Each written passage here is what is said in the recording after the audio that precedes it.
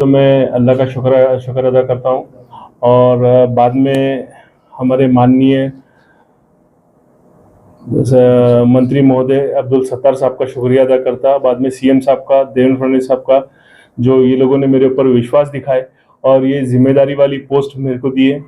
और इंशाल्लाह मेरे पे जो भरोसा करी गवर्नमेंट ने, स्टेट गवर्नमेंट ने, मैं वो भरोसा उनका पूरा कायम रखूँगा और अपने काम में लोगों को न्याय देने की कोशिश करूँगा और ट्रांसपेरेंसी रख के वक्फ बोर्ड को कैसा आगे लेके जा सकते हैं वो करूँगा। और जितने भी आज तक के वक्फ बोर्ड के ऊपर जो लोगों के इल्ज़ामात है, काम बराबर नहीं होता, ट्रांसपेरेंसी नहीं है, जल्द काम नहीं होते, हम ये कोशिश करेंगे चेयरमैन साहब के साथ में और गवर्नमेंट साहब के साथ, गवर्नमेंट के साथ में मिलके, माननीय महोदय अब्दुल सत्तार साहब के साथ में मिलके, मंत्री महोदय के साथ में मिलके, कि भाई लोगों की तकलीफ जल्द से जल्द दूर करी जाए और लोगों को तकलीफ ये डिपार्टमेंट से नहीं हो।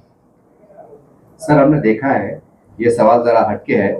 म्युनिसिपल कमिश्नर अजय कुमार पांडे साहब जो जिला कलेक्टर भी होके चले गए, एक कमिश्नर बड़ा ओहदा होता है, वो दिमाग लड़ाकर सरकारी जगह पे पेट्रोल पंप कायम करे, जबकि वो गवर्नमेंट का आदमी। हमारे पास हजारों एकड़ जमीन आते बम्बई हाईवे पे, इस पे तो अफसोस की बात है साहब कि हमारे पास अगर हम चाहे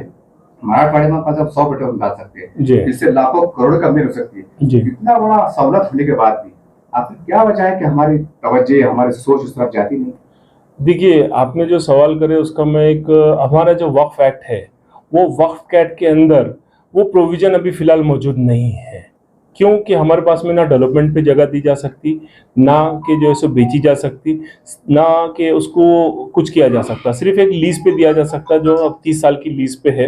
अब कोशिश ये करेंगे कि भाई गवर्नमेंट अपना कुछ हम लोग को सपोर्ट करे बोर्ड को, क्योंकि गवर्नमेंट के पास में ये परमिशन है 30 साल की देने के लिए। अगर गवर्नमेंट आसानी से हमको अगर बोर्ड को परमिशन देती है तो ये डेवलपमेंट करेंगे और इंशाल्लाह इससे जो है सो पूरे समाज का फायदा करेंगे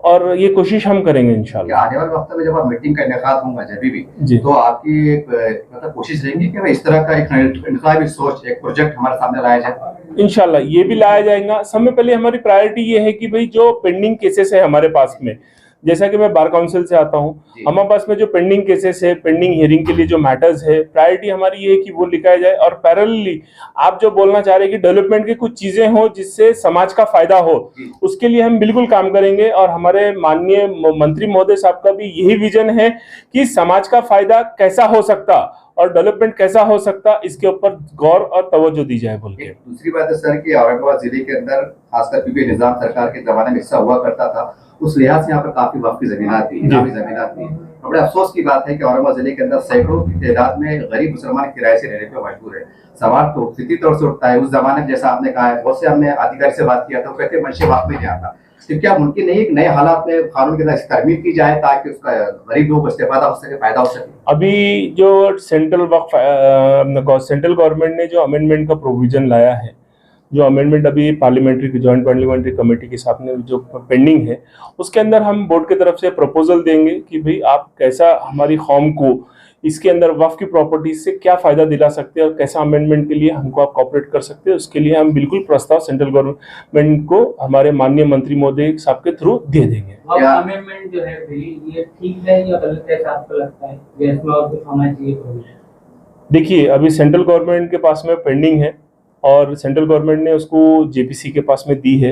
और मेरे को ऐसा लगता है कि जो भी उसके अंदर अगर किसी को कोई ऑब्जेक्शन है, सेंट्रल गवर्नमेंट की जो जेपीसी कमेटी अपॉइंट हुई है उसके अंदर डिस्कशन होके, इतना मेरे को एक चीज़ समझ में आती है कि भाई सेंट्रल गवर्नमेंट और स्टेट गवर्नमेंट दोनों भी बीजेपी की है और वो दोनों भी ये नहीं चाहेंगी कि भाई, देखिए एक बात बोलूँ आपको कि 130 करोड़ की जो जनता हमारे माननीय पीएम साहब जो बोलते हैं उसमें हम भी आते हैं।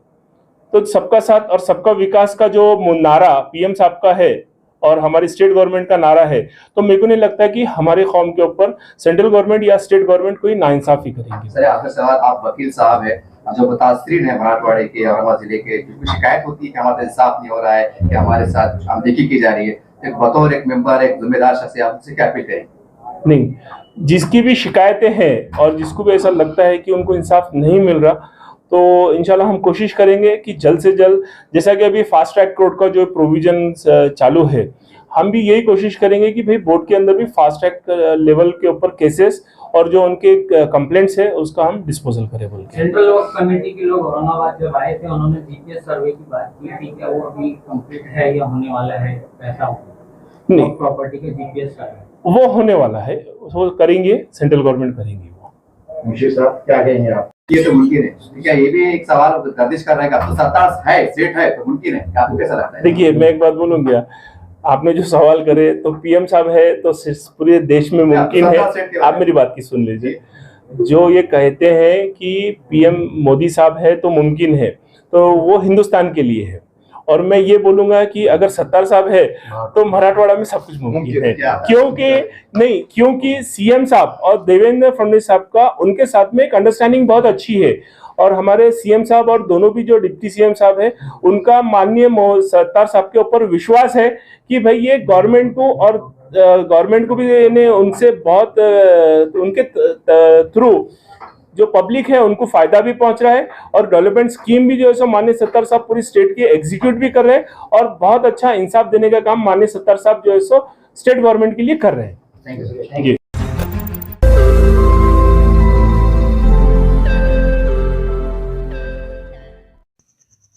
रोज नई खबरों को देखने के लिए हमारे औरंगाबाद समाचार चैनल को सब्सक्राइब कीजिए और नोटिफिकेशन पाने के लिए हमारे बेल आइकन को दबाइए ताकि हर खबर की नोटिफिकेशन आपको मिलती रहे।